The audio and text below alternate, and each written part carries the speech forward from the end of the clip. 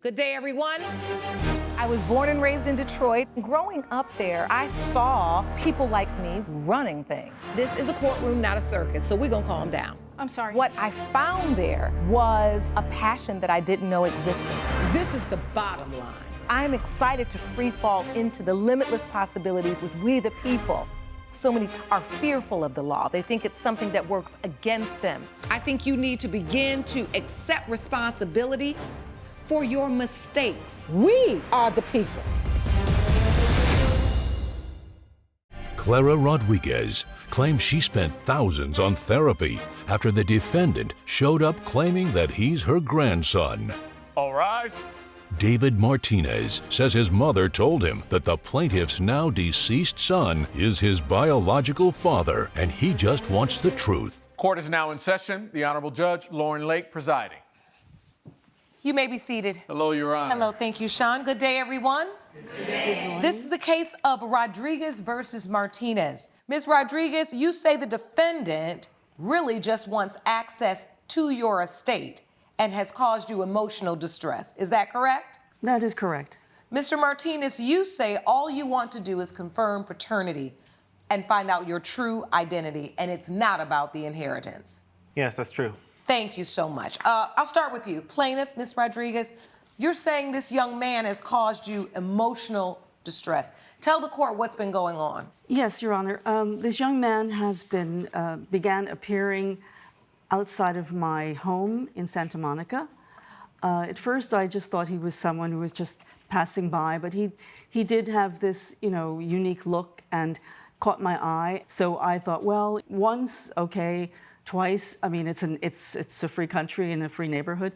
But then I started noticing him more regularly, and then I began getting the feeling that he was watching me. So that is why I'm here. And then I started receiving notes and phone calls. Well, the phone calls first, and the hang up, and then notes that were imploring me to meet with him.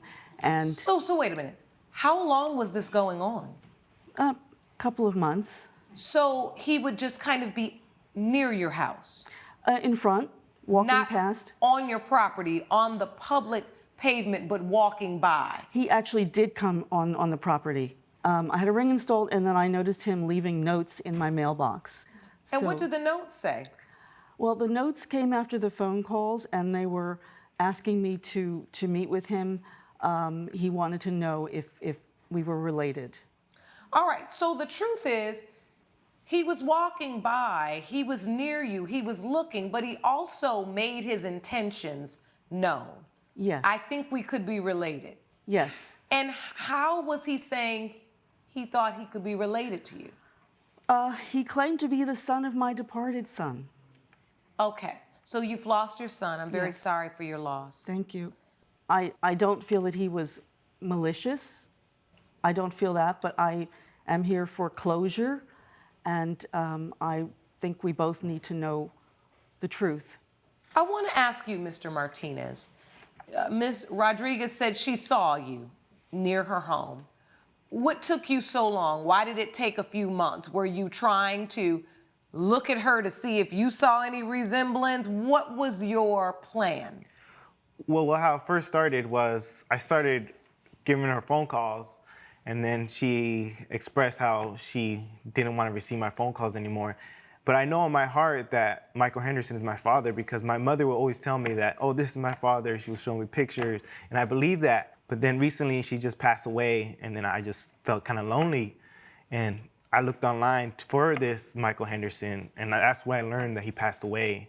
And his only relative was Ms. Rodriguez. And so your mother has passed? Yes. I'm very sorry for your loss as well. And so she left you with a name? Yes, she was showing me pictures of Michael Henderson all the time, and that's who I believed was my father. And she always said, this is your father? Yes. And did she ever say to you why you didn't have a relationship with your father? My father wasn't present even when I was born, because he just left. I guess she thought he left or something, but apparently he got in the car crash before I was born, and she never got to saw him. So to her, it probably like made it look like she just left. He just left. And so, Ms. Rodriguez, did your son pass away in a car accident? He did indeed. He died on the 10 freeway on the off-ramp at Centinela. Yeah, he's gone.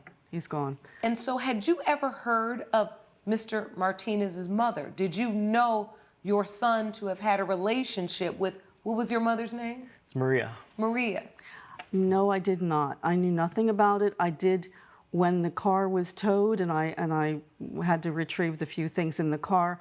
There were female sunglasses, there were a few ladies' articles, but there was no name. Okay. I know that he was dating someone, but I did not know who, and we're kind of a private family. I respected his privacy, and that was part of the reason why he felt comfortable living with me. He knew that I wasn't going to interfere.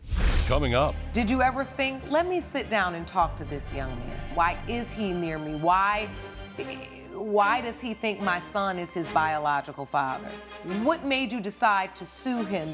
if you'll be in the Los Angeles area and want to bring your case to court, call 1-888-552-6878. You're watching Emmy-nominated We the People with Judge Lauren Lake.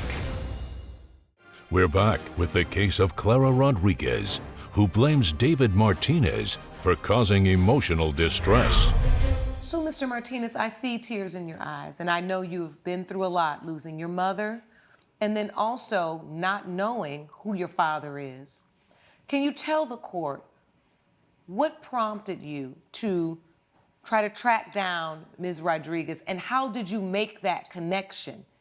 Yes, I have a picture that shows what my mom told me was Michael Henderson. And I looked up his information online, and I saw his obituary that he died from a car crash, and his only known relative was Miss Rodriguez. So I was able to dig into where she lived and her phone number, and I reached out to call, but she kept blocking my number, and that's when I started coming over, leaving those letters. May I see your evidence, please? And so when you first started getting the calls, Ms. Rodriguez, you blocked the number because you didn't know where they were coming from. Thank you, Sean. Yes, that's correct, Judge. The first time I picked up the call, there was no response. I was one of those hello, and just a little breathing, and I was like, oh, okay. And I hung up. And then it rang again, and I saw it was coming from the same number, and so then I just blocked it because it happens, but yeah. Tell me about when you finally connected. Yeah, I never really answered the calls. I didn't talk to him on the phone. I saw him passing in front of my house. I was out trimming the roses, and I noticed, I was like, oh my God, this guy's back. I was scared. I was just scared. And so then he hurried up and he got into his car and noticed that he was driving a black Mustang, and the last numbers on the plate were 25. And my son had died at 25, and it was 25 years, and it was just too weird. You felt like it was some type of numerical sign. Absolutely. It just came to you when you saw that number 25. Absolutely. And so then what did you do? How did you come in contact with him to have the first conversation? In November, when the Mexicans celebrate the Day of the Dead, I came out on my porch, and there was an altar set up there with the beautiful carnations and, Yes. and the skull and the names of his mother and my son. It was an act of kindness, but I also wasn't sure if it was an act of I don't know, torment. Well, it was extremely emotional for you, I'm sure. Mr. Martinez, did you put that arrangement there? I did do that. It was a tradition me and my mother used to do every year, and this was like the first year she was gone. Was that like an olive branch? Were you trying to say, I don't know if I'm your grandson, I may be? Was it kindness, or was it a way for you to maybe break the ice and get her to talk to you? Yes, it was a kind gesture. Like, I thought she would appreciate it. I didn't think it would make her feel this way. I didn't think I'd end up here. Is this the first time you all have really been in a room together? Or did you ever sit down together? No, we never sat down.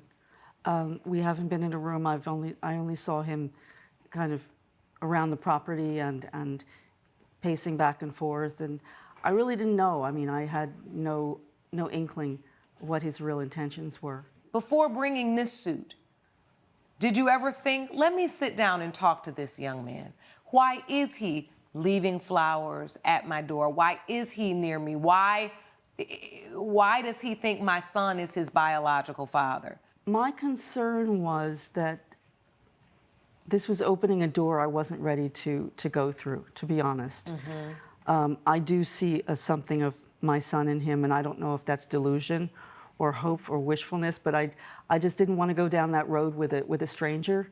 And so your inclination was, I'm going to sue this young man, and I'm going to have him owe me $15,000 because I would rather him pay me for what I believe is the harm he caused me versus actually embrace him and say, if you think my son was your biological father, I'm willing to take a test with you to find out if that's true.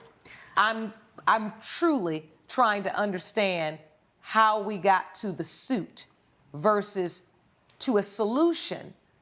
I appreciate your perspective. What I was trying to achieve here was, I know that is the most I can sue for. I wanted his attention. I didn't want to be blown off. I wanted him to take this seriously. I wanted him to stop creeping around my house. If he is my grandson, I want a DNA test to prove it. I want this to be clear and concise. You know, I'm thinking about your testimony, and I want you to understand that emotional distress does require some very real, reckless behavior. That he intentionally wanted you to be emotionally distressed, right? It requires an intention. Or there is negligent infliction of emotional distress, which would occur if he owed you a duty of care that he didn't provide to you. What I do see are two people who have a lingering paternity question that they need resolved. Coming up. And that costs you $15,000. That is combined with therapy sessions. Because Mr. Martinez was calling you. Not only because he was calling me, but because his appearance, those numerous times, was causing me to have heart palpitations. You're watching Emmy-nominated We the People with Judge Lauren Lake. We're back with the case of Clara Rodriguez, who blames David Martinez for causing emotional distress. Now, if there's evidence you have not presented, I'm happy to look at it. But your testimony thus far, you have not shown me that you have been in a level of emotional distress that would warrant Mr. Martinez owing you $15,000. I have medical records and bills. I'll look at those, please. Yes.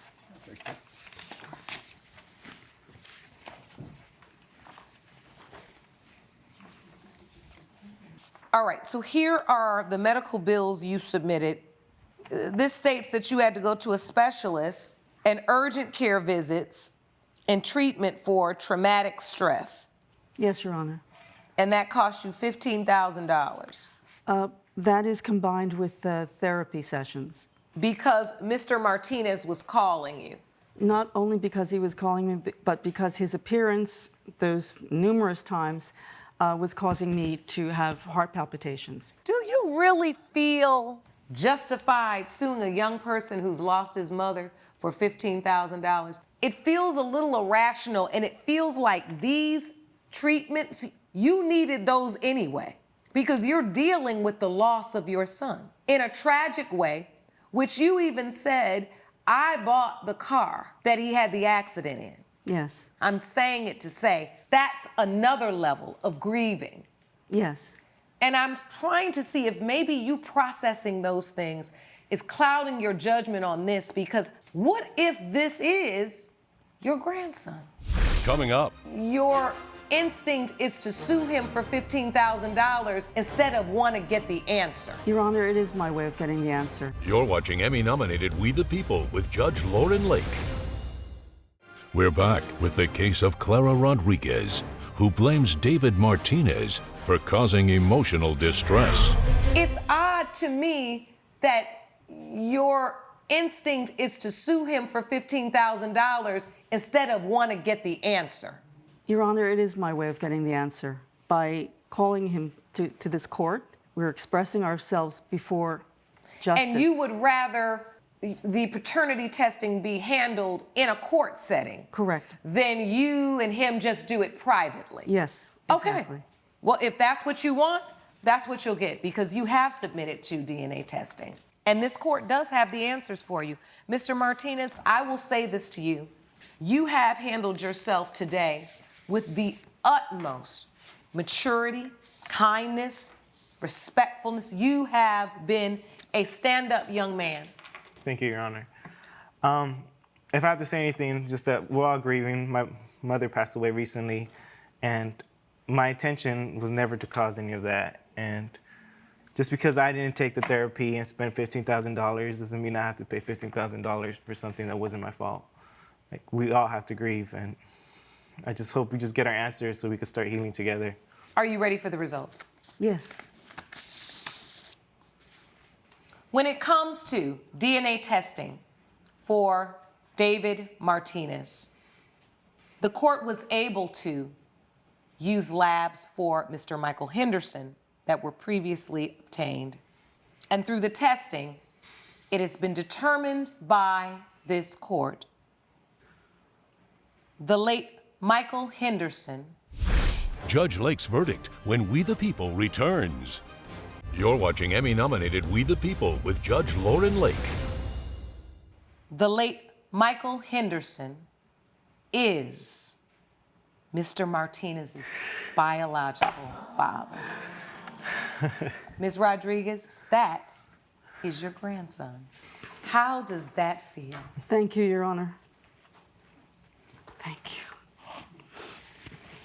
That's all I wanted. Just wanted to find out the truth. It is truly my honor to do this. Paternity matters. He may not have gotten to know his biological father, but now he has you as the extension of his father. And you can tell him all about his father. And you can have an extension of your son through your son's son. Thank you. Would you like to give your grandson a hug? I think so. I think so Aw. too. It's been far too long.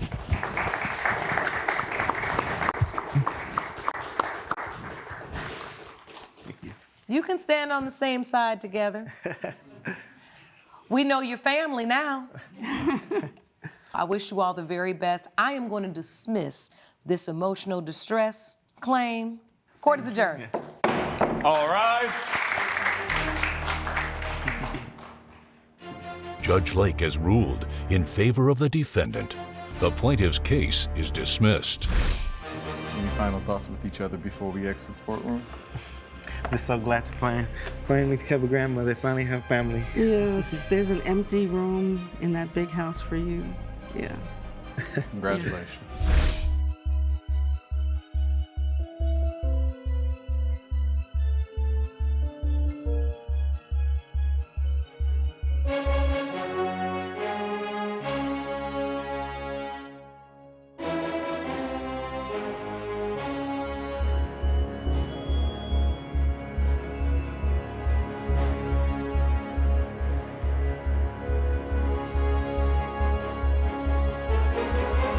This has been a production of Allen Media Group.